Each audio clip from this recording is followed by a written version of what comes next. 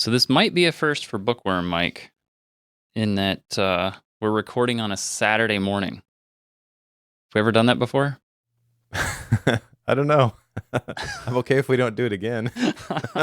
I'm not super thrilled that we're doing this, but with the 4th of July, as we're recording this is the weekend before the 4th of July. I'm wrapped up with all sorts of stuff Monday and Tuesday. Mike's out of town the rest of the week, which means that we had set ourselves up to record yesterday, but some brilliant person doing road work up the street from me decided to cut the internet line, the main, going to our area, which means that I had no internet yesterday. So Mike and I were talking about, do we just do this over a phone call? It's like, well, then I was neck deep in all sorts of stuff trying to get church stuff done that didn't have internet. It was a mess, absolute mess. So here we are recording Saturday morning as a makeup for that. I'm grateful I have internet right now. Here's hoping it holds out. I haven't been here long enough to know if it's stable or not, but so far it seems fine. But Don't plant those seeds in my head, Joe Bueling. I hadn't even thought about that. The fact that the internet may disappear while we're recording. Yep, that would be unfun. So if that happens and you're watching the live stream, my apologies. Mike and I will have to jump on a phone call and finish this because there is no other time for us to do this. This is me knocking on wood right now. Yeah, I would, but this is plastic, so that doesn't work. So anyway, that's fun. Let's get past that topic because it's unfun. Let's do follow-up. I guess I can go first here. I've got 5. 2 of these are carryovers, which were carryovers. And I did these, Mike. I did do these, so I do not have to carry these over again. The first of these was to list 10 things for I know I'm being successful when. I'm going to read these off really fast because I feel like this is always fun to hear what other people come up with on these things. Yeah, let's do it. I always like hearing what you've got on this, but these are not in any particular order because I haven't figured out how to order them, to be honest. Do I want them most important to least or vice versa? Anyway, so number 1, my kids are not asking for my time. The thing behind that meaning like I'm giving them my time without them having to request it. Anyway, 2, I can hear God's voice. I can look people in the eyes when having a conversation. 4, there are no credible complaints about an event. Credible being the key word on that. Going home is not stressful. People around me are learning what I'm learning. I can write something down once and it gets done. That's a problem for me. I have thought it through ahead of time. My workplace is peaceful and I feel refreshed. There's a whole bunch of stuff around this that basically requires other things that I'm not talking about. Things like I have thought it through ahead of time. Well, it means I'm taking the time to think on my own and not having to come up with it on the fly. Like there's a whole bunch of stuff that comes behind these. But anyway, that was a fun exercise and one that gave me a lot of pause to try to think through what to come up with for that one. That is cool. I did not do that one. Okay, so we need to leave that one bold. Is that what we need to do in our notes? Yeah, you can. So Michael Porter did it. He posted in the faith-based productivity community his list. And so I have people who aren't even having this as an official action item beating me to the completion of this. I feel a little bit bad about that, but it's been a couple of weeks. Obsidian University's almost done. One more week to go. Well, I've got one other one here that's been a carryover, which was to come up with my own filtering questions. I did this one as well, Mike. And I came up with 4 questions that kind of correspond to the core values thing that I worked on through your life theme cohort. These 4 questions, basically these are questions for, should I be doing something or take something on, et cetera, et cetera. The first of these is, does this draw me closer to God? The second is, does this help me eliminate distractions? Does this create chaos or busyness? Does this help others? Again, there's a whole bunch of background that can go into those, but that's where I landed. Kind of an interesting thing to come up with those questions, but at the same time, I was like, I feel like there's stuff that I would need to say yes to that slips through those. So I'm not sure they're 100%, but that's at least my starting point for them. Interesting concept, nonetheless. So those were the 2 that I had for carryovers. The 3 that I had for new from last time, 2 of which I did, 1 of which I decided this is a bad idea. The first one was to examine the church. Let me see if I can guess which one is a bad idea. Okay. All right, so we've got time blocking on here. Yes. I'm going to assume that's the one that you bailed on. No, actually, it's not. All right. Though I would have guessed the exact same thing being in your shoes. The first one was to examine the church tech space, basically the reverse engineering piece, right? Of looking at people who are working in that space. I had originally been working through writing blog posts for that space.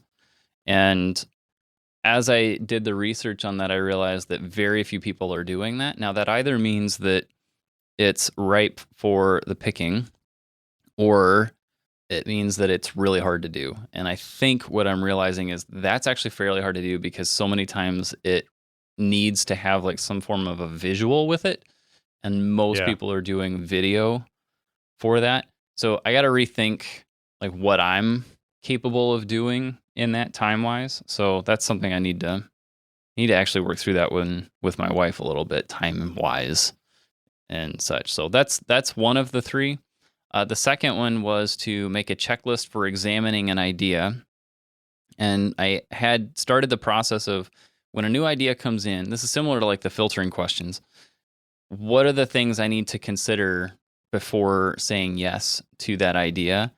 And one of the things that I was putting on that was, is this going to take more time than the value I will get out of it is worth?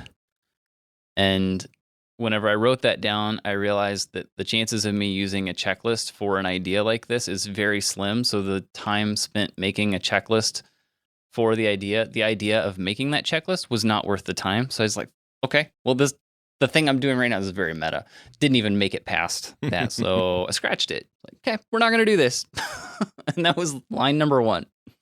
So maybe I did it. Maybe I didn't. I started to do it and decided it was a bad idea and didn't do it. So there you go. I don't know if that counts or not, but I'm not going to do it. Sure. So there's that. Take credit for it. Just cool. Sure. We'll put the check mark on it, given that you're not going to argue me on it. Anyway, the last one, plan my day each day, the time blocking piece. I did this every work day since we last recorded. And I have had mostly successful results. I had one day where it completely fell apart. That was partially because of an event that was needing someone to run it, but it wasn't put on the calendar. That's a problem.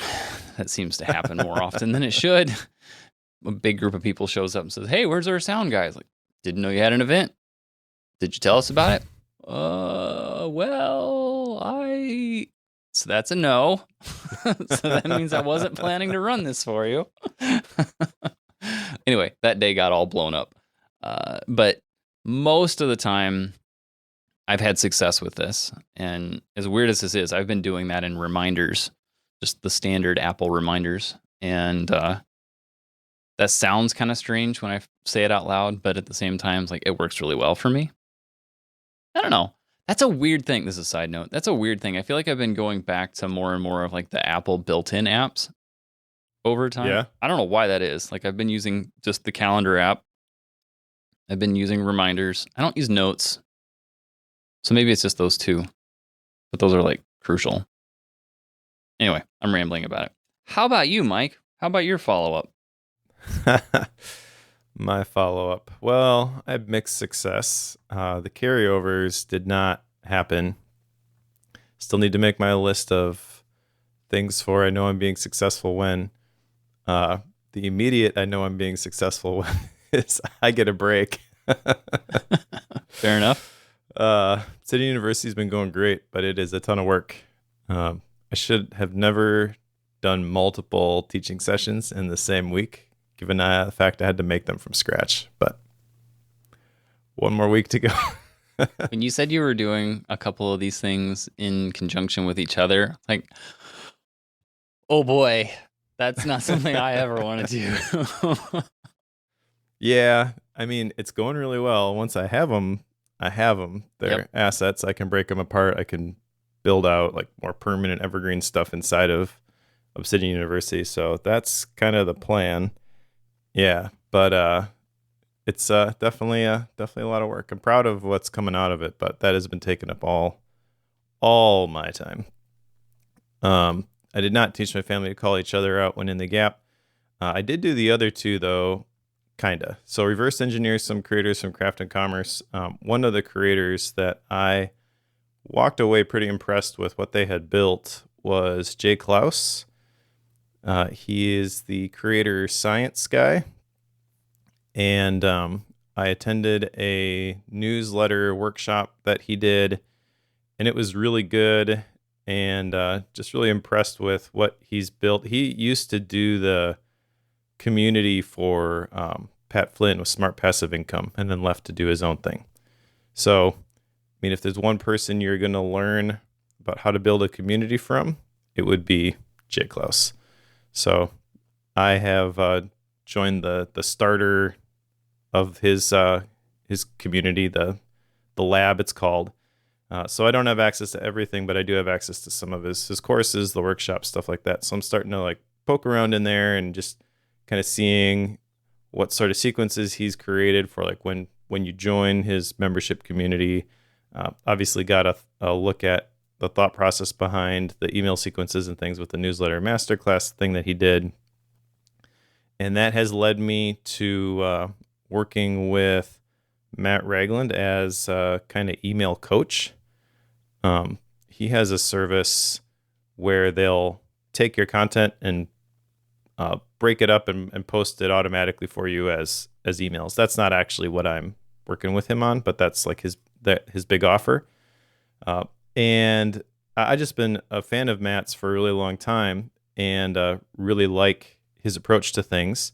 He's kind of been through my process already of leaving the day job and having a launch and figuring out what happens after that.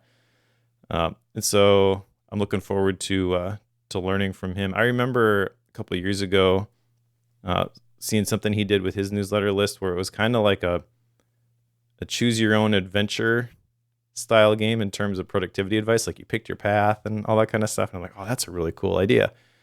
So he's going to, the goal is to help me kind of think through what am I going to do with email as the back end here. I feel like that's really the place to start for all my business stuff. I'm good at making stuff. Okay at like launching things, but other than that, like I don't have any sort of email systems in place to continuously deliver the message and value to people. That's my focus. Like I'm trying to reverse engineer the email systems at the moment, I guess. So progress is being made on that. Money is being spent on that. Hopefully in a few weeks, I'll have some results to share on that. Fair enough. And then redo timer. I kind of did this out of necessity. I wouldn't say it's done yet. There's still more work to do here, but kind of modifying the timers because I have gotten back into tracking my time. 50 hours so far this week, probably another 10 today. But so that's a bittersweet completed action item. Yep. Maybe it was better when I didn't know. That's the one thing I do track is how much time am I spending at work. And so it's just a one timer on off period. I start it when I come into work, shut it off when I leave so that I can make sure I'm not, because my tendency is I will run 50, 60 hours a week and not realize it. And then wonder why I don't have time to do things around the house. Like I will get to that point. So it's more of a stop loss, to use a term from today's book. But oh, hey, real quick, one more thing I should have mentioned, because you mentioned the life theme thing, and I jotted down a note. Mm-hmm. This is why we don't record on Saturday mornings. My brain's not working yet.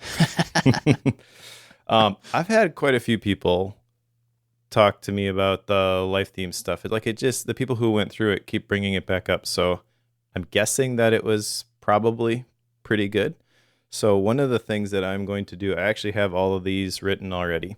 I'm going to put together a 5-day email course on developing a life theme as kind of like a precursor to the next cohort, but it basically is the 5 steps from that. So I'm going to put some public accountability out there. By the time this goes live, I'm going to have that available. So I'm going to put the link in the show notes for people who want to sign up for that. Because apparently I don't do anything unless I have a forcing function to do it.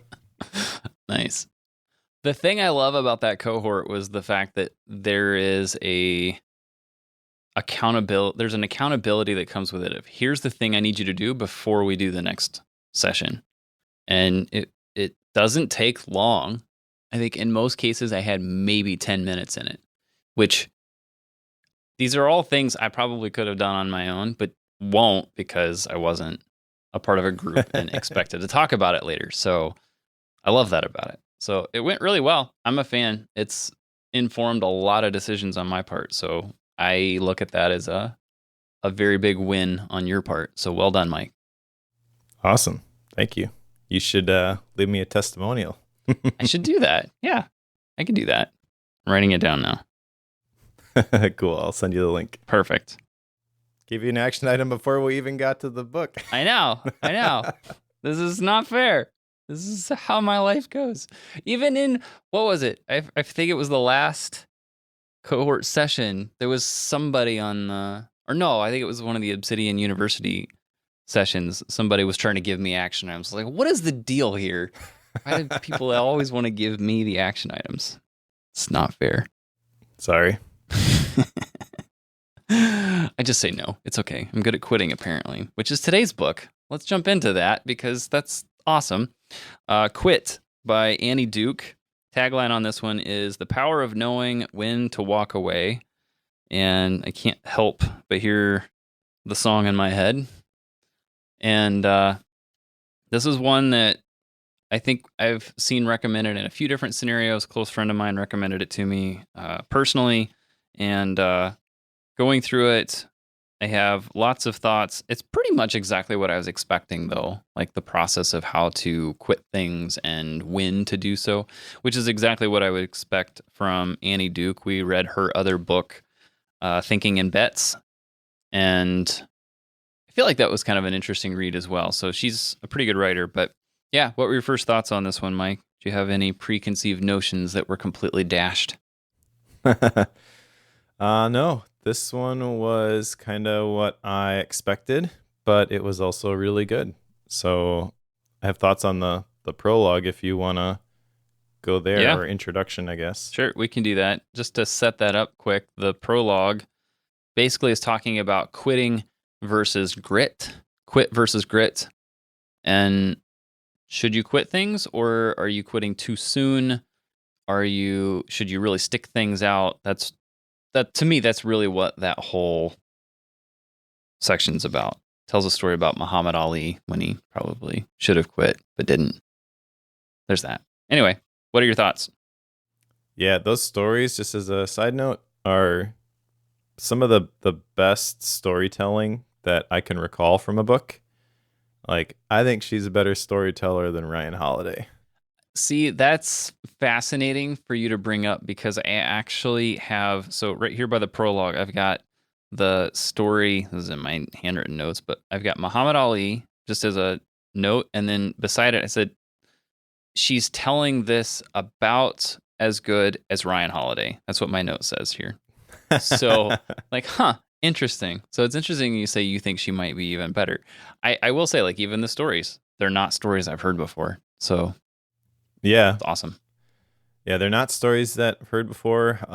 It's almost, the stories are almost unnecessary, I would argue, because she's such a good writer with the rest of it. Like, there's built-in story with her experience as a poker player, but she does a really good job weaving in these historical stories as well.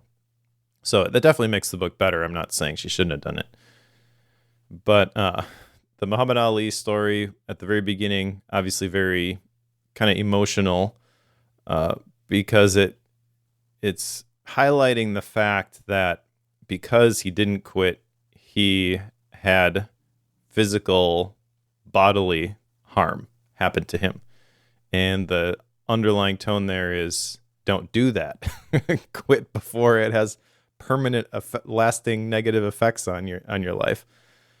And then gets into the concept of grit versus quit, which I thought was fascinating. And that's the perfect setup, like the perfect framing for this, because grit is the thing that can make you stick with hard things that are worthwhile, but it can also make you stick with things that are no longer worthwhile.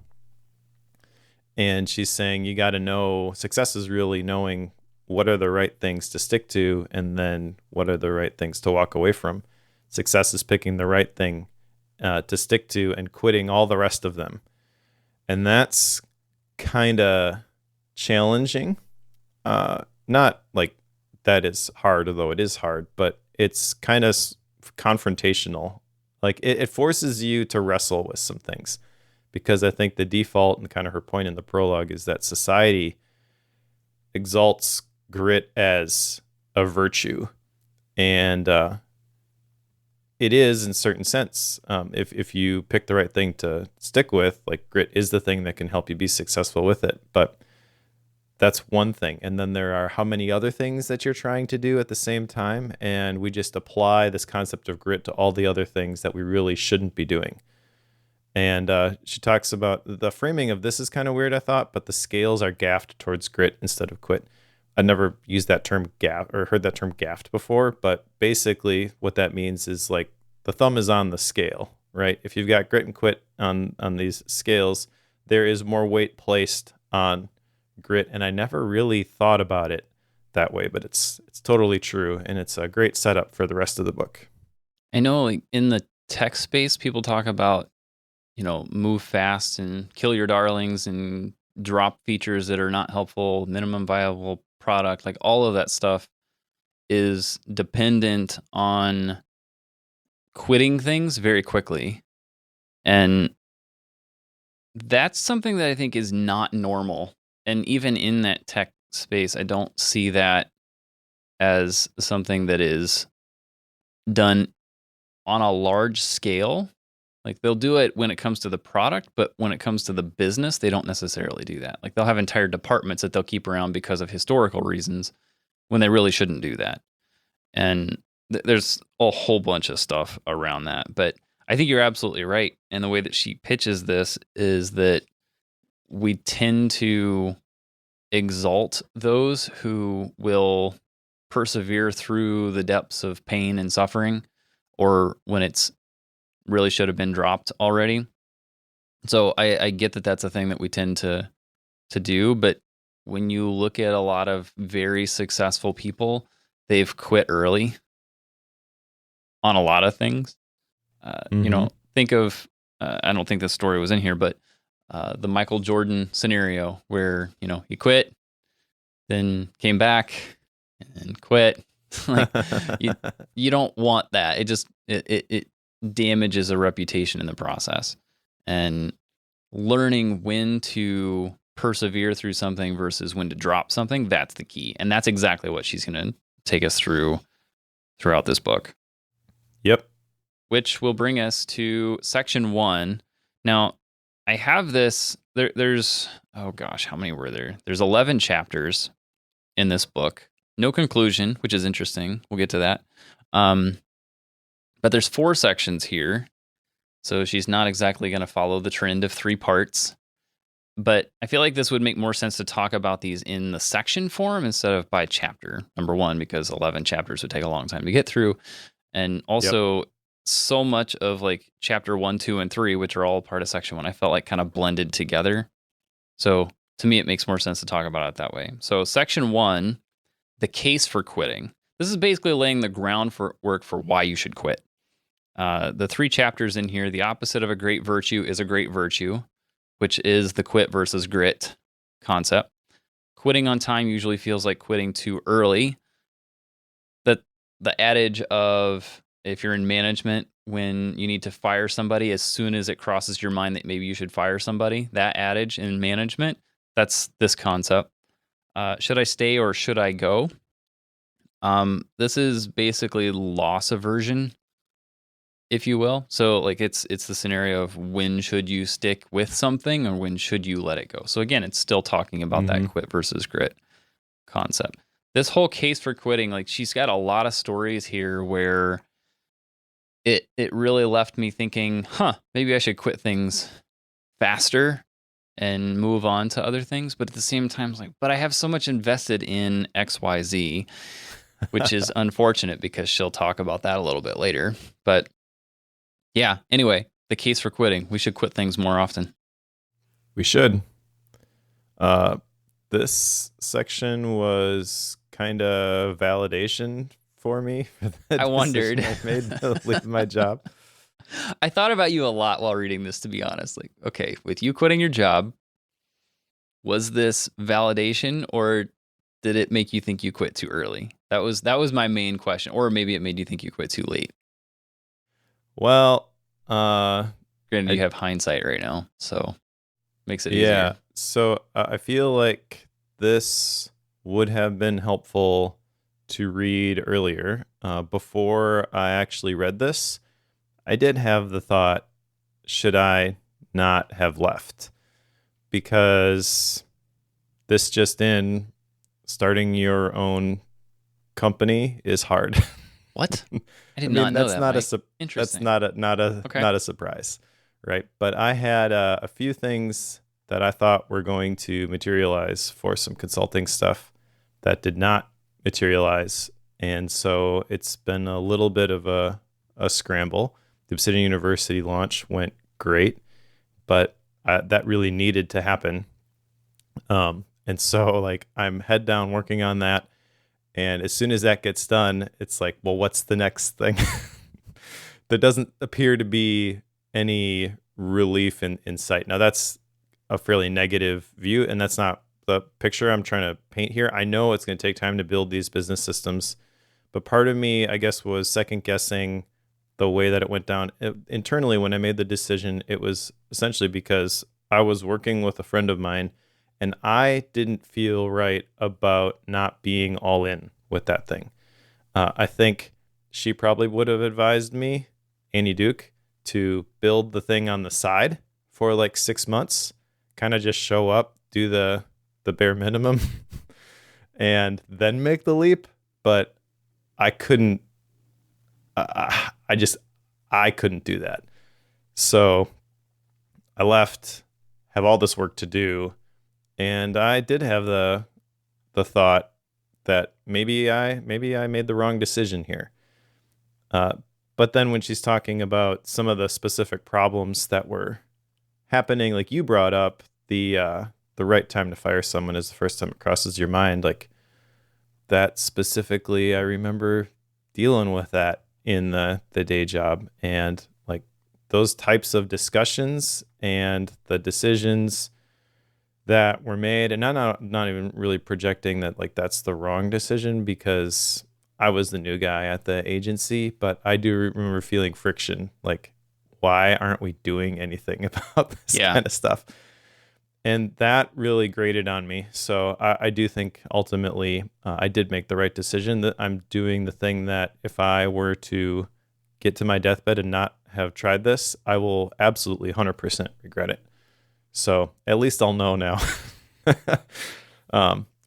But yeah, so this at the beginning, she's essentially sharing all this stuff, and it was telling me that I probably did wait too long to make that decision. I feel like the signs were there, but I had a sunk cost in my head that I had made this decision.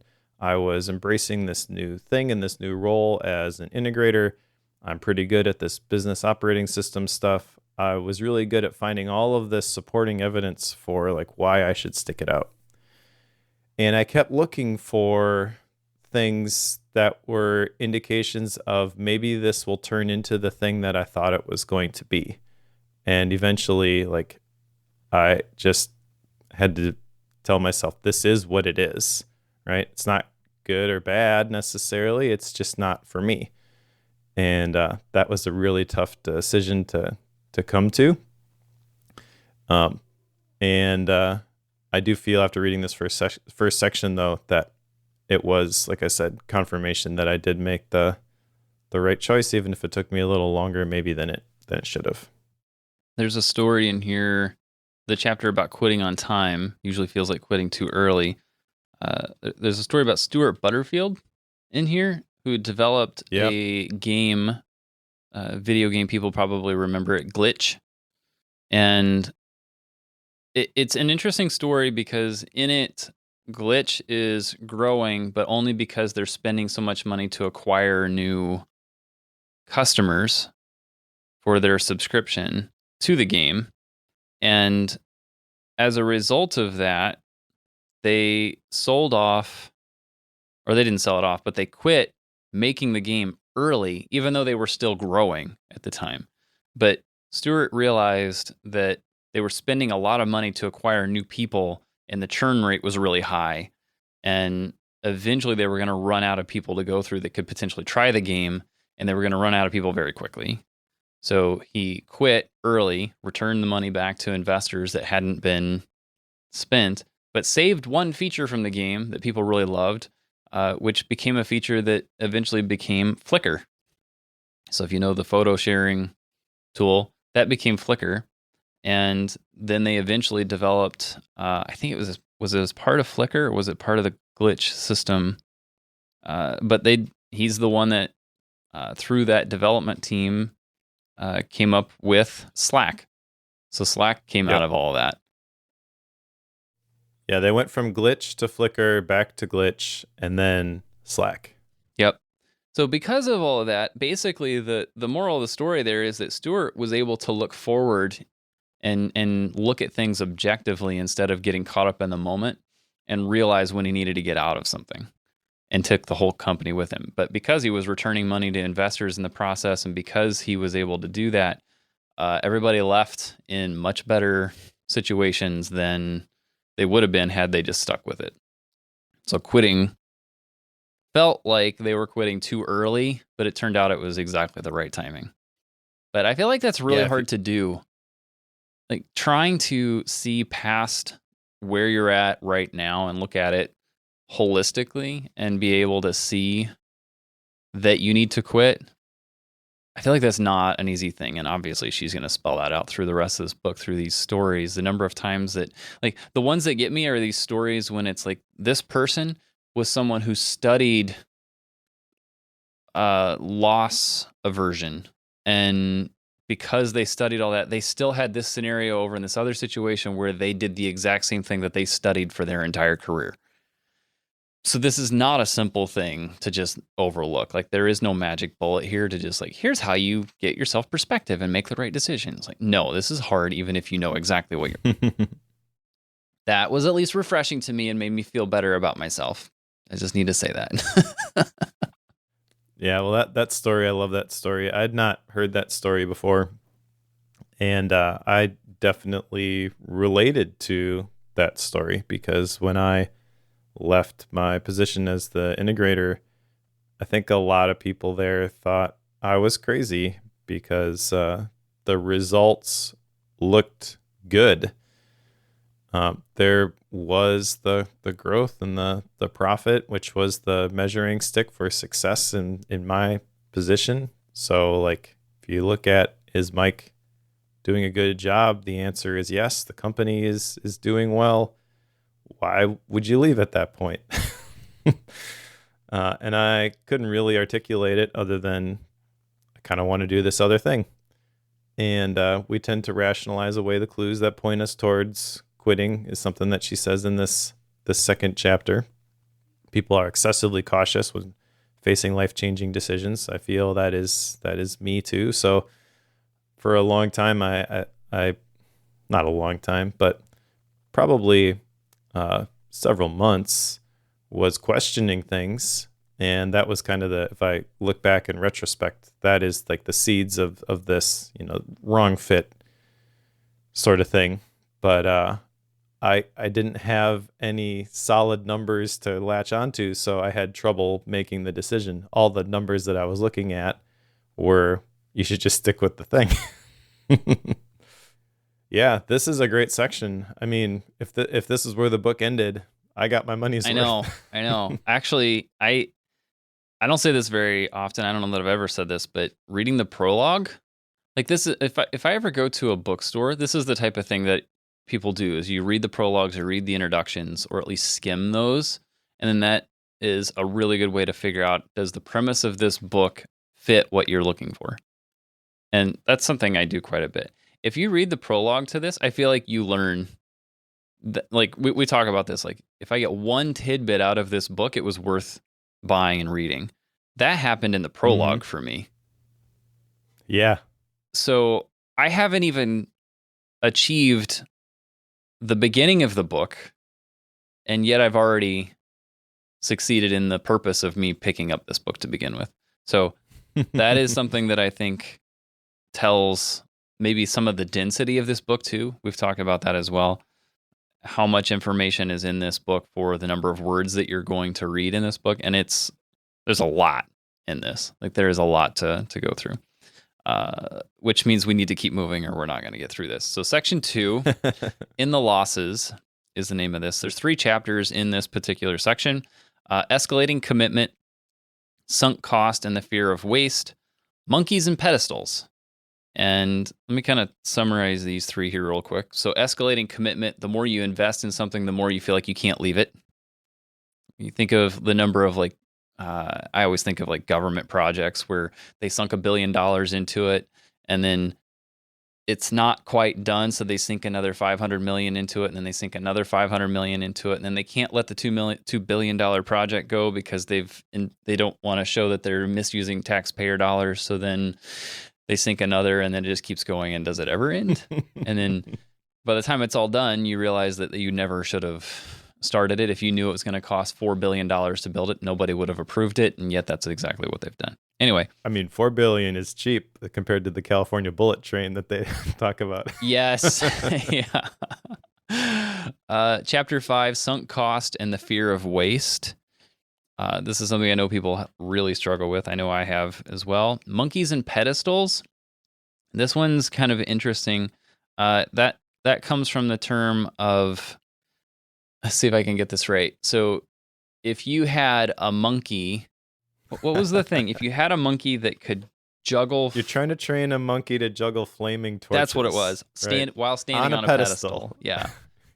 Yeah. Juggle flaming torches while standing on a pedestal. And the thing here is that there's 2 parts to that. One is training the monkey to juggle flaming items while teaching him to juggle that. And the other is building the pedestal. Well, building the pedestal is easy, but training the monkey is the hard part. And the idea is that you need to start with training the monkey.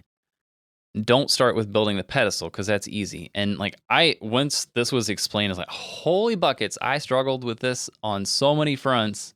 Like I will build the back end for things 100 times before I build the front end of things. And building the back end is the easy part. Building the front end is the hard part for the things I'm referring to. And that means I'm building the pedestal with the preconceived notion that I'm making a lot of progress on something when in reality I'm not. I'm not accomplishing the hard part of that. So anyway, such a ridiculous picture, but it's so effective. I will never forget that. It's just embedded in my brain. Anyway, these 3 chapters are fascinating. I think this is probably this might be my favorite section in the book, partially because of this. The escalating commitment piece is the one that I think really, really struck me. But again, the monkeys and pedestals thing was a visual that's amazing. Yeah, there's a real effective breakdown here of the 3 different components with the escalating commitment, which is the strict adherence to a losing strategy that causes us to double down on things. And it doesn't just happen in high stakes scenarios. That's the big takeaway for me from that section. For example, when you start a bad movie, you feel like you need to finish it. Or a bad book. I'll apply that. Yeah, I was going to say, I'll apply that to books too. With the exception of the stuff that we do for Bookworm. Obviously, we have to follow through with it. But for the average person, don't continue to read something if you're not getting anything out of it. By the way, on that topic, this is a bit of a tangent, but I feel like this is important. There's this concept of speed reading, which I have trouble with. Just like actually, okay, I'm gonna click into speed reading and crank through books really fast. I know that it's possible though. I actually took a course on it a while back, and the big takeaway from that course for me was not like you click over into speed reading, but that you are using different speeds when you read. Like you have a shifter, and there are sections of books when you just gotta go down into first gear and take your time with this because this feels important. But there are other parts, especially in bad books, where it's like, let's just get through this quickly, and you're kind of skimming things. And I feel like that is a totally valid approach. So before you actually bail on a book, I would say don't feel like you really need to internalize every word that's on every page. Maybe move a little bit faster. Yeah. Maybe it picks up, so. But the sunk cost and the fear of waste, this is the California Bullet Train story. And I don't remember the exact numbers here, but originally it was estimated to be done in 2020. And I think it was going to cost like $15 billion. But the hard part here was like they were going to have to go through some mountains and some tricky terrains. And they just kept upping the estimates like you were talking about, but it wasn't 2x.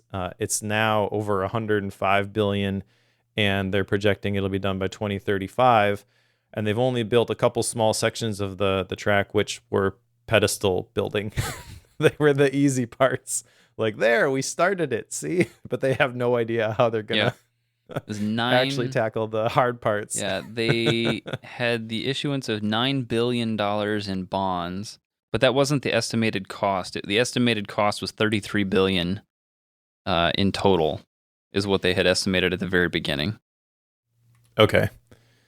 Yeah, so still like significantly higher, and they haven't even considered the monkey yet.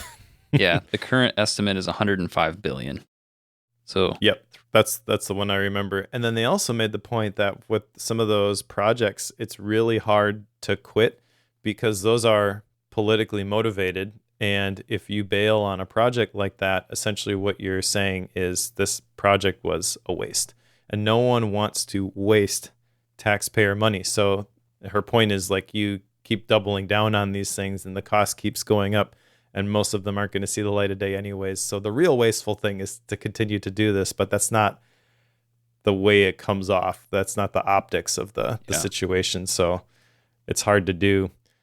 There's also a concept here in chapter 5 of the Katamari, which is this like thing that keeps rolling over, and every time it rolls over, it picks up everything that it touches. This is a video so game. It keeps getting That's how bigger. It started. Yeah. Yeah. So it's easy to see. I like that visual too, where it's easy to see how this thing can very quickly, exponentially explode. Sunk costs are like a Katamari she talks about, but yeah, the monkey in the pedestal thing is the big takeaway, I think, from me. Because pedestal building, she says, gives you the illusion of progress. Absolutely. And that's something I've been thinking a lot about as I'm building out the business systems. What of this is actually effective, and what of it is just, there, I did something. I've got a whole big list of things that I want to build, and I'm forcing myself to tackle the most important ones because you look at that list, it's easy to get overwhelmed, and I'll just pick one near the bottom so I can say I did something. That's pedestal building. That was kind of a moment of clarity that I had from my my personal retreat.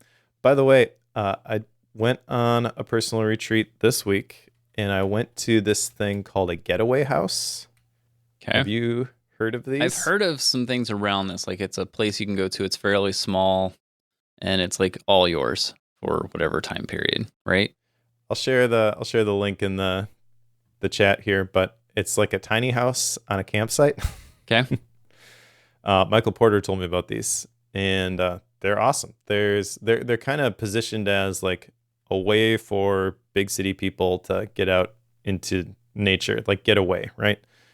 But the one from Milwaukee is actually nowhere near Milwaukee and is only 40 minutes from my house. Okay. So I went to one this week, and they're pretty cool.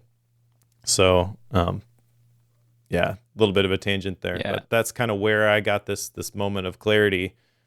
That's actually where I read the section about the monkeys and the pedestals, and I was like, oh man, I've been building pedestals. I gotta gotta train the monkey. Yeah, that one's gonna stick with me because I've realized that I build a lot of pedestals, and I don't think I realized that that's what I was doing. It's like, oh, well, this is something that has to get done. Like, I need to build the payment structure for this product that I'm in the middle of building. Well, I go working on that, and then I realize, wait, I'm not actually building the product. I feel like I'm getting things done, but I'm not because I'm working on the back, like the administrative side of it. I'm not actually Exactly. working on the real thing. So, like I mentioned earlier, I got a tidbit from the prologue. Obviously, there was a lot in section 1 about why I should quit, and then in this, just like it just keeps piling on. It's like, hey, don't build Yep. pedestals, train monkeys.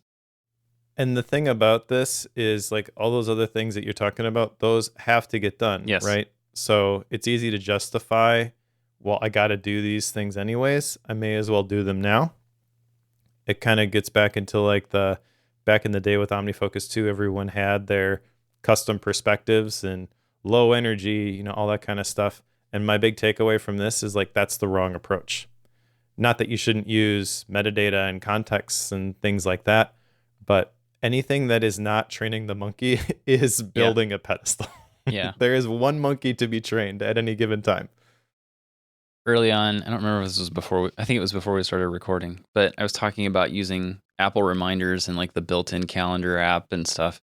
And instead of like all the fancy tools and stuff that can do a lot of things, I think this is partly why, because it's a lot easier to just do a list of projects, say in reminders. And I know that that breaks with like GTD convention, right? I'm not actually breaking it down to tasks, it's projects. That's fine. I know from looking at that project name what the next thing is. So why would I take the time of building out the pedestal of detailing all those pieces out when I already know all of it just from a glance? I might as well just look at that and be able to intuitively know I've got a list of 12 projects here. What needs to happen next? I can make that judgment call instantly. I don't need to spend the hour of building the pedestal with all the specific items in there. Jose has a good point in the chat. Like pedestal building is just the default mode. I think that's because when people start something new, pedestal building is easy and it is a fast way to feel like you have progress. It's not putting you in the difficult side of trying to do the monkey training and trying to do the stuff that's actually going to propel it forward. That's the hard stuff. And that's the stuff that we tend to wait on. It's like, oh, we'll figure that out. We got to have this structure. That way, when we have that built, it has something to stand on. But it's backwards. Okay. Yeah. Monkeys and pedestals. Totally. One last note here before we go to section 3. Towards the end of that monkeys and pedestals chapter, there's a comment. It's kind of a short period, actually, where she talks about kill criteria. Yeah. And I wrote down that that's similar to anti-goals. Basically, putting together the criteria. When you're training your monkey, you need to have this criteria that at some point, if something is not possible, if that monkey doesn't have the ability to even hold a torch, then training it to juggle is not going to happen. So you need to kill that task, that project. Like that concept of having the criteria that if this happens, this is when we stop working towards this project goal. That I think is super powerful. I don't really know what that means for as far as like day-to-day practice, but it's at least a concept that I think could be very helpful. Like when should this project be shot and put to bed and not continue down the path that we're going down? So anyway, I thought that was super interesting. Yeah, another way to describe that is kind of a pre-mortem. Yeah. She talks about. But yeah, the best quitting criteria she mentions contain two things, a state and a date. And I don't have an action item associated with that, but I totally could. Yeah. I feel like that's really good advice. I don't have any kill criteria associated with the projects that I'm working on. And I don't necessarily want to with the things that I'm currently doing. Like, I keep bringing up Obsidian University because that's the thing that I'm focused on, but I kind of know what the path forward looks like for that. I kind of know what that should ultimately look like. And the same thing with like the life theme cohort, stuff like that. There are lots of other things that I've kind of dabbled with a little bit here and there. And I've kind of got some clarity at the moment on the path forward. But I can totally see a scenario where future Mike is like, okay, I got to figure out the next thing, right? And being in that same place that I was even like 4 or 5 weeks ago, and having that approach about a thing, I could totally see myself identifying some kill criteria as I'm figuring out, okay, what am I going to do with this project? So I'll use it in the future, but not right now. Yeah, there's a lot of things like that through this book. I keep thinking like escalating commitment and monkeys and pedestals and should I stay or should I go? Like as I read through these chapter titles and think through the concepts behind them, it's like I don't really like. I didn't write down any action items from this book. Just a spoiler alert. I didn't either. And it's interesting because this is a lot of like this is how you think. It's not a here go grab a piece of paper and do this thing. Like it's not like your cohorts where like these are the things you need to do by this date. Have this and share it there. Okay. Well, I can do that. This doesn't have anything like that. So it means you're interpreting to get there. And maybe that would happen. In my case, it didn't. Let's go on to section 3 because this will be difficult to work through. Identity and other impediments. Chapter 7, 8, and 9 here. You own what you've bought and what you've thought, endowment and status quo bias. Chapter 8, the hardest thing to quit is who you are, identity and dissonance. Chapter 9, find someone who loves you but doesn't care about feelings. And these are kind of what you would expect. Chapter 7, you own what you've bought, et cetera, et cetera. Basically, it's we prefer to stick with the status quo. And we will have a tendency to like what we currently have as opposed to getting rid of it. Like there's a Dave Ramsey thing he tends to do. It's like, okay, if you have your house and you have purchased a second house, like people talk about buying a second house and keeping their first house and just renting it out. Well, if like that's a way of like keeping your house because you already have it. You have the status quo of I've owned this house and you're adding to that. Well, his question is always, if you didn't own the house, would you take out the mortgage and buy it so that you could rent it? Most of the time, the answer is no. He's like, well, then why would you keep the house? Like that's the concept here with this particular one. The second one here, the hardest thing to quit is who you are. There's a story in here about how Sears was a retail store, and then they got into financial stuff, and then really what happened is the financial stuff that they had bought and then later sold ended up being very successful, and they probably should have kept it and sold the retail side, but because retail was who Sears was, it led them to bankruptcy because they wouldn't let go of who they were and rebrand themselves. So that is something that you need to be aware of. You can get your head wrapped up in things too tight. Find someone who loves you but doesn't care about feelings. Really, it's a way of like trying to get outside opinions. That's the way that I took that. Like finding people or organizations that are willing to give you a third party view on something, so that way you're not so wrapped up in your own thoughts and feelings about something. So when you start to identify with a product or a company, or like, this is my baby, I don't want to see it go, like that's when you're starting to have problems. Don't do that, Mike. So if you have your business, if it starts to go south, be willing to let it go. That's the key here. Yeah, let's go back to the Sears thing real quick, because Sears wasn't just successful with the financial stuff. As Jose points out in the chat, there's a whole bunch of companies that they owned that are still around that are very successful, like Allstate, Discover, Coldwell Banker. And when they sold them off, there was a quote she used in the book that really kind of hit hard. It was because it was in quotes, and they sold off the successful financial stuff to, quote, get back to our retailing roots, unquote. And I feel like I've heard that statement a bunch of times. I probably even used that occasionally. It's like, well, this is who we are. Well, who you are is a failing business. It caused them to be completely blind to the success that they had. Like, those are insanely successful companies.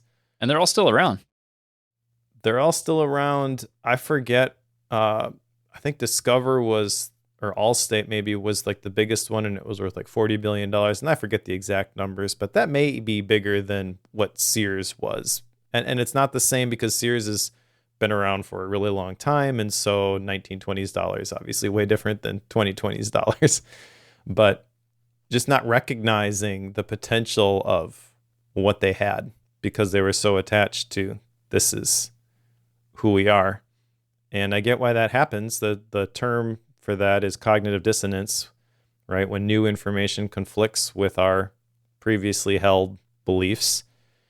This is why I'm really grateful for having read books like Liminal Thinking, because I feel like that book specifically challenged me to look for the arguments and the ideas that are contrary to what I hold to be true. And while some people may think that is threatening to convictions and beliefs, it's actually had the opposite effect for me. Like, it's made my convictions and my beliefs stronger because I've considered more information, and that's still what I consider to be the right thing. Now, it's easy for people to look from the outside with their own biases and be like, well, you're not seeing it right.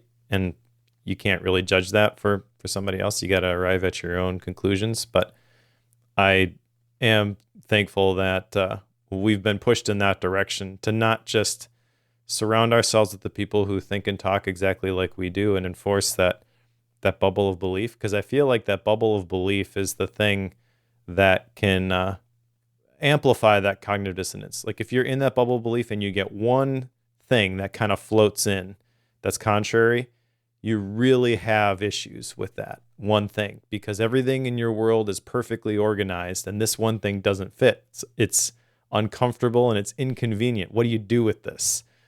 But when you're constantly uncomfortable because of inconvenient information that you have to figure out what to make sense of, like, that's a skill and a practice.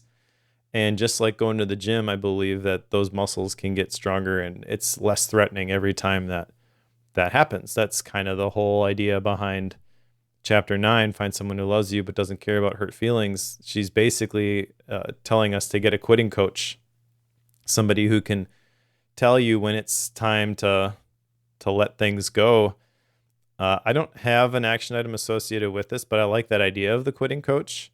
I think the application of this for me is really just have people who are speaking in your life who are going to tell you the truth and are going to help you see things right.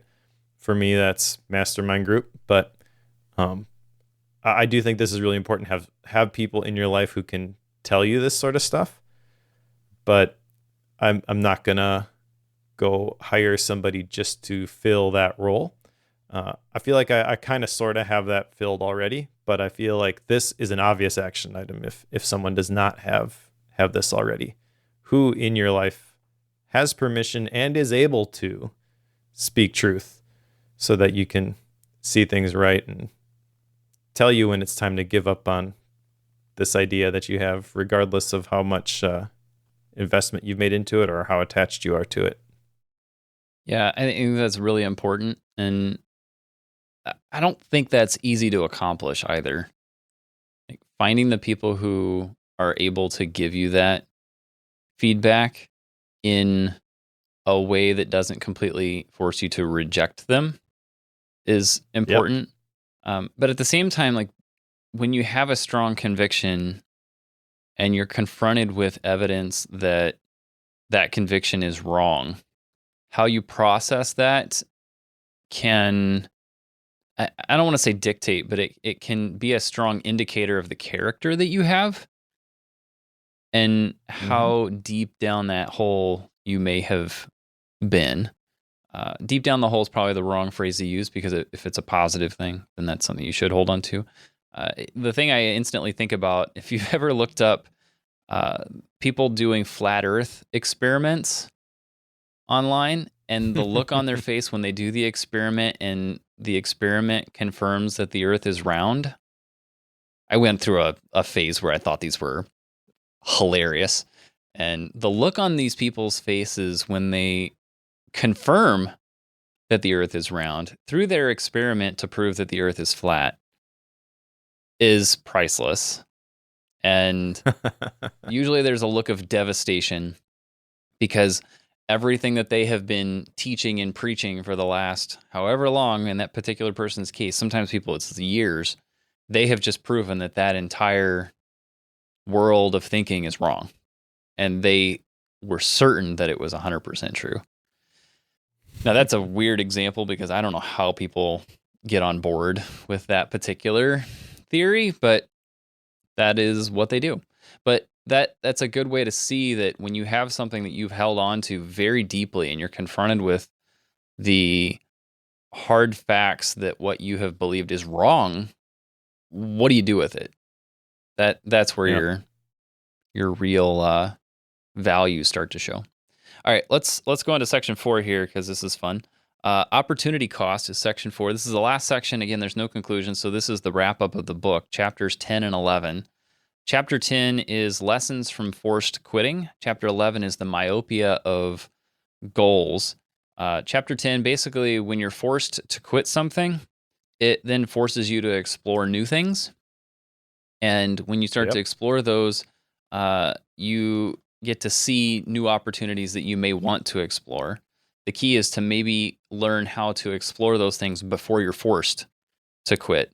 And the story that is spelled out here that I thought was the most interesting, I think it's closer to the end of the chapter, was the pandemic, the COVID pandemic, and how so many people were forced to go work from home. And then when they were asked to come back to the office, there was the great resignation where people quit month after month, and people were like, nope, done, not going back to the office. Nope. And the theory here is that it's possible that whenever people were forced to stay at home and work, they started to realize what these new opportunities were for achieving an income. So then they were able to explore those opportunities and pursue them in more depth. The myopia of goals is also, I kind of wonder, I want your opinion on this chapter too. The thought that when you have goals, it can give you something to drive towards, but it can also be the exact thing that drives it to failure, because you may not want to give up on that goal, even though there's, in some cases, physical pain or hardship that's happening as a part of trying to achieve that goal. The story there was, well, there's a handful of stories, but of people running a marathon, and they will run through pain to injury. I think we know somebody who's done this. Who does that? For the sake of achieving a goal when they should have stopped to prevent the longer term trauma from happening. I mean, I don't know anybody who would have ever done that. I don't think we know that at all. Man, I mean, so the last chapter in this book being a chapter about the bad parts of goals. I mean, yes, obviously I like that. Yes. She starts that chapter with the stories about people who like broke their legs because they were committed to running these marathons, and they did it even with a broken leg. That sounds extreme, but like you've been alluding to, I have my own version of that. I apologize to everybody who has heard this story before, but I will tell it again. And I apologize for bringing it up. No, this is the place to tell it. And it's been a while. We've got quite a few new listeners, but a long time ago, I decided I was going to run a half marathon as like the ultimate test of mind over matter, because I grew up playing sports and I would do anything that involved a ball, but hated running. I thought that was stupid and pointless. As I got older, thought, I'll challenge myself. If I can train myself to discipline myself to train for a half marathon and actually run it. Like that would be a pretty impressive mental accomplishment. So I did that. It took me a year and a half to train. I overtrained. I made a rookie mistake and just was running, wasn't cross training. And the week before the race, my patella tendon slipped off my kneecap onto the side of my leg. So not a broken leg, very minor compared to the stories that she tells in here, but obviously it resonated with me because I went through a similar thing. I was a week out from my race. I'm going to run this anyways. I've trained so hard. I've had this goal. So I did it. I finished the race. And I remember distinctly crossing the finish line. Because when you cross the finish line, you go through this chute. They give you water, banana. Usually there's somebody there. If there's like medals, they'll give you your medal. So by the time you're out of the chute, there's people there who are watching you. They're usually at the finish line. Hey, great job, But I was there by myself, and I remember like walking through that and just like looking around, seeing like other people who are celebrating with their loved ones, and I'm like, now what do I do? There was this vacuum because I was attached to this goal, trained a year and a half for it. And then literally the moment I crossed the finish line, it's like, well, this sucks. Now what? So problem there being I had this goal, right? And the obvious thing to do would be set another goal, another race. I couldn't do that. I had physical therapy I had to do. And the lesson I learned, actually Atomic Habits helped a ton with this, was to learn to love the process and not be associated with the outcome. So I had to go through physical therapy for 6 weeks, and then I started running again, and I upped my distance too fast, had to deal with plantar fasciitis and had to take another break. That was really frustrating. When I got to run again, finally, I forced myself to go slow and learned to just enjoy the process. I wasn't concerned about the distance. I wasn't concerned about the times. It was just kind of a meditative thing. Now going for a run is just something I enjoy doing, and that's usually when I get all my good ideas, when I'm out on a run. I'm not fast. I'm not going to win, right? The last time I ran a race in May, I did the same half marathon. Came back. Malachi is like, "Did you win?" I'm like, "No, I wasn't even in the top half." There were 1,000 people there. 500 of them beat me. I got passed by a 70-year-old grandma. But it's not about that anymore because it's not about the goal. So she articulates probably way better than I ever could the problem with goals. She says you either reach a finish line or you don't. And I would say it a little bit differently just because I'm a nerd. And I would say that goals have a binary state. So it's an I or an O. Pass, fail. Right? Yeah. Pass, fail. Exactly. And she mentions that these finish lines are often arbitrary.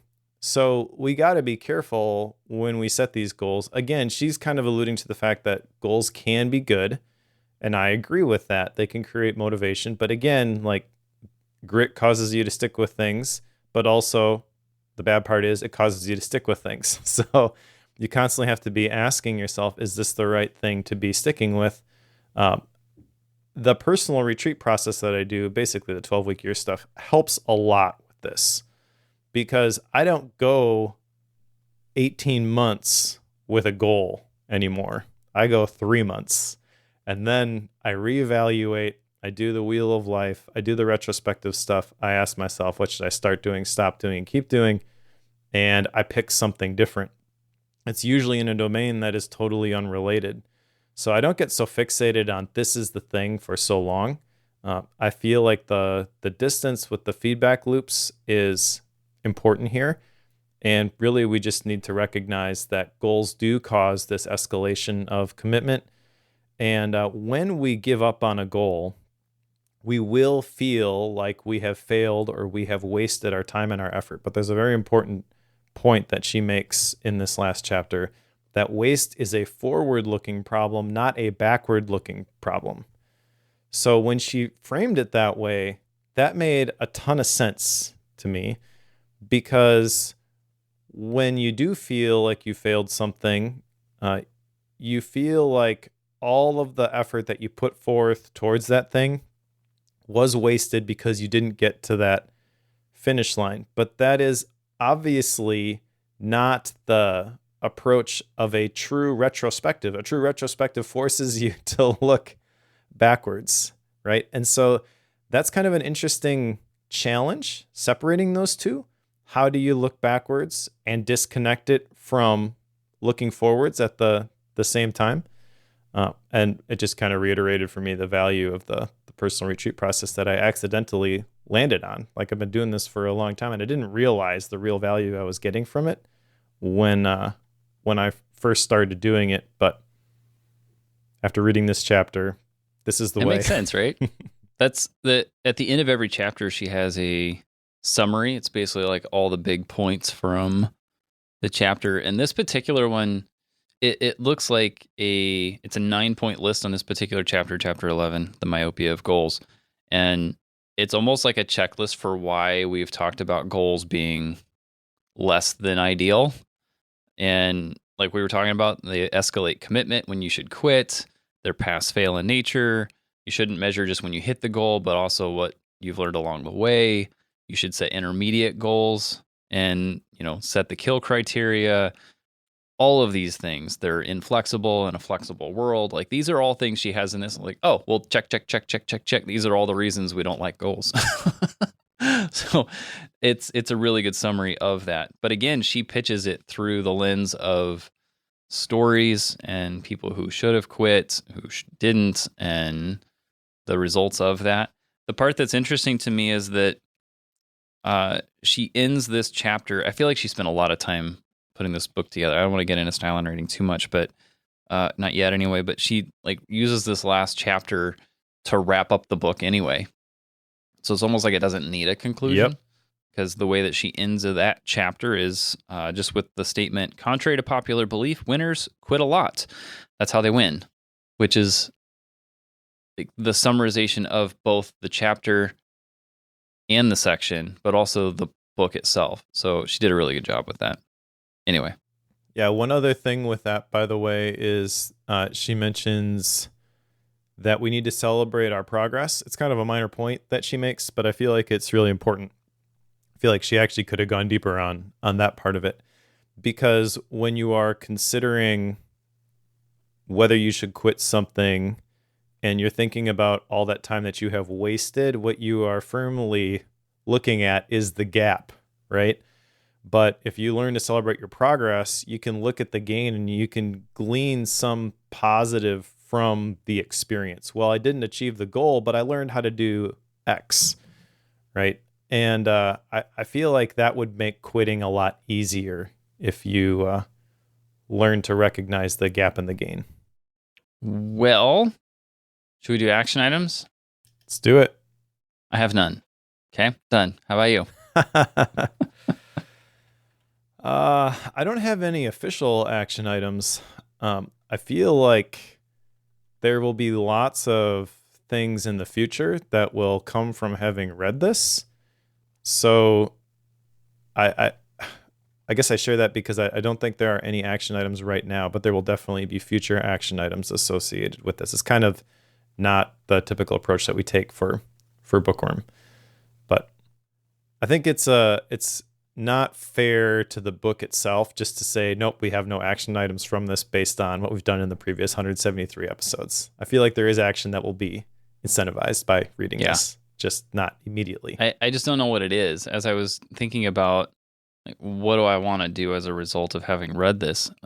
It's more I want to consider things in a different light whenever I'm making decisions, or maybe I need to reevaluate what I'm currently doing through this lens, but I don't really have I don't have anything more than that. So I mean, there's not a physical thing for me to put down, which makes it a challenge. Okay, well, let's move on to style and rating because that's way more fun in this case. Annie is an amazing storyteller.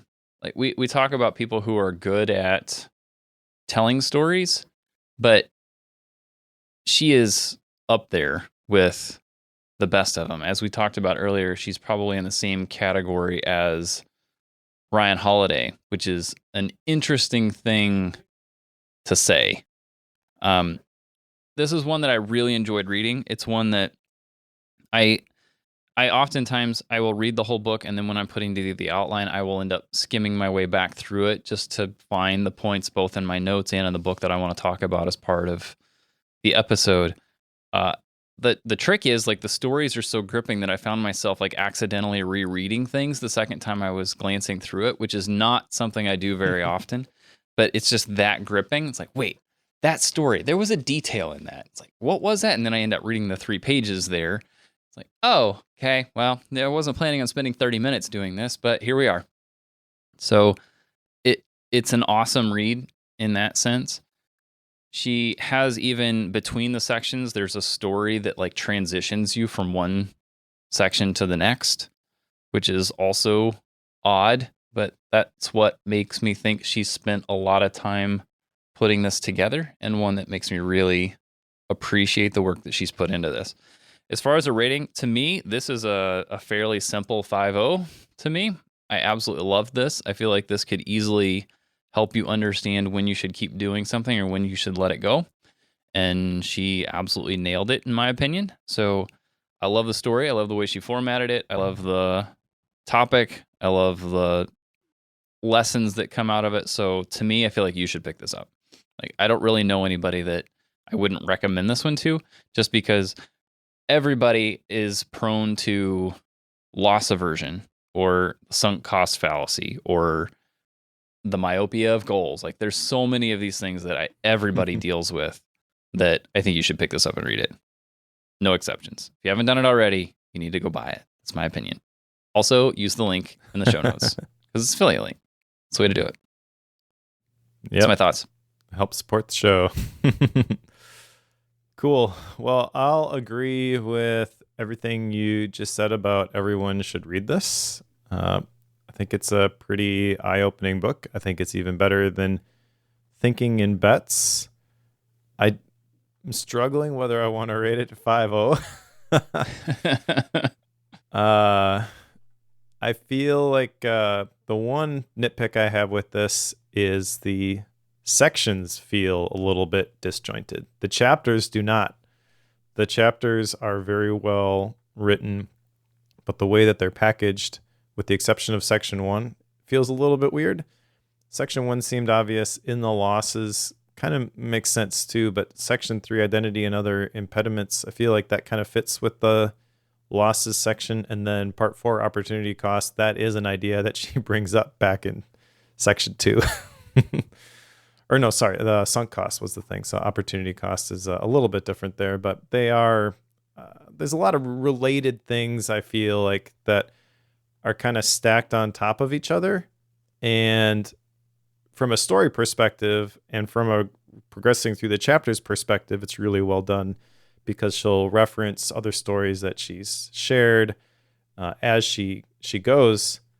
But just looking at the mind map, right, and the different colored nodes, I look at these sections and it's not as clean as some of the other books that we've read. This is a really minor nitpick. But since we're talking about style and rating, this is the place to do it. I love the ending with the myopia of goals. That is absolutely the perfect place for that chapter. I actually kind of like the fact that there is no conclusion. I think probably you could make the argument that there should be, because the result of not having a conclusion is you've just presented all this information and now it's like, here you go, just do something with it, which is a lot. And I was able to do it. As I mentioned, I feel like I kind of read this book a few months later than I ideally would have. But it's still pretty clear for me, like, there's some things I'm noodling on here. I do think there is a missed opportunity, though, okay, so I've just taught you all this about quitting. Now, here are the ways to implement this tomorrow without just quitting your job like she talked about in chapter 2. And I feel like that's really the path forward for people with this is not something that is the default. Culture kind of enforces grit over quit. So it would have been nice to talk about practically, here's how you can start building your quit muscle.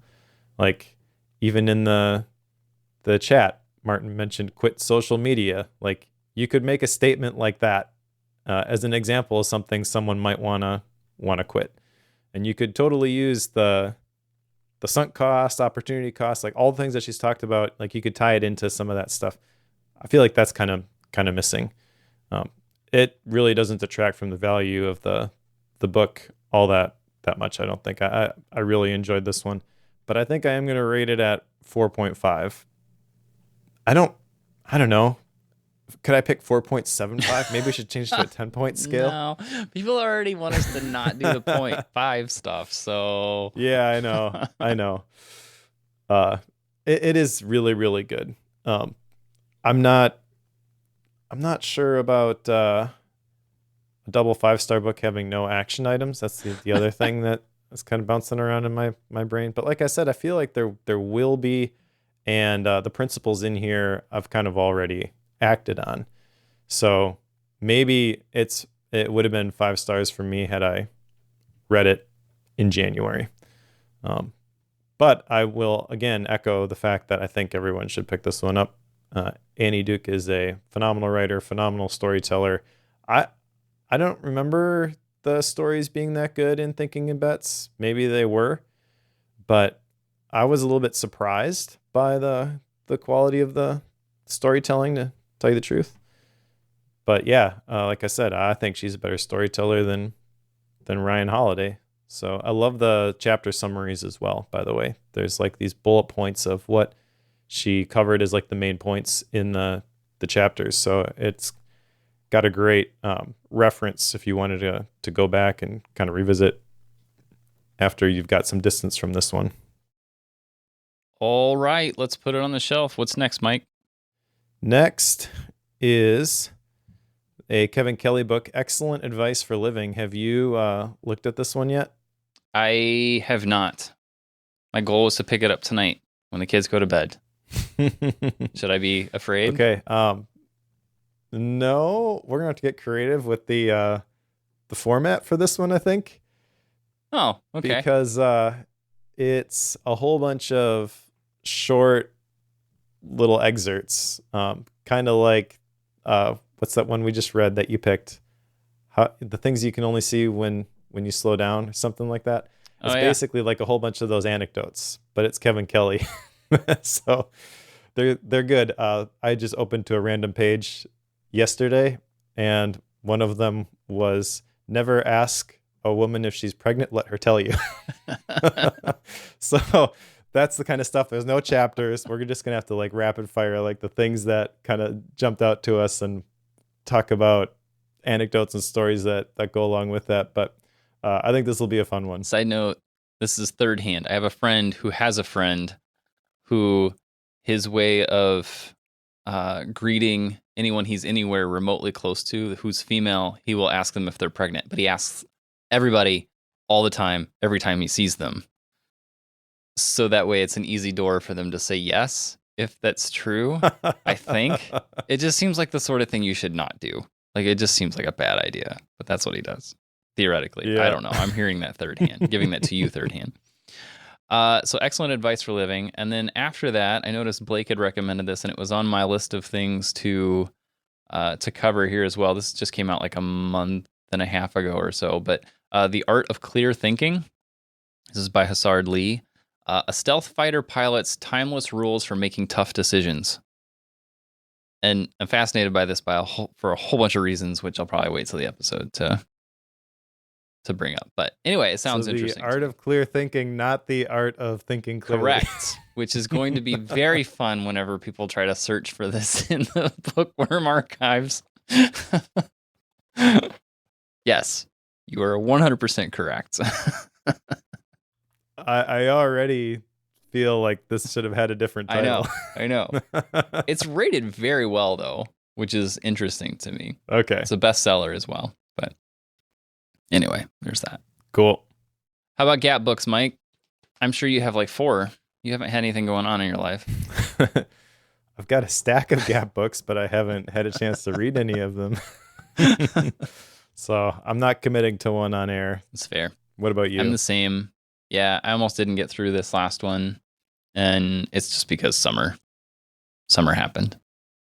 Busy stuff outside. I want to go.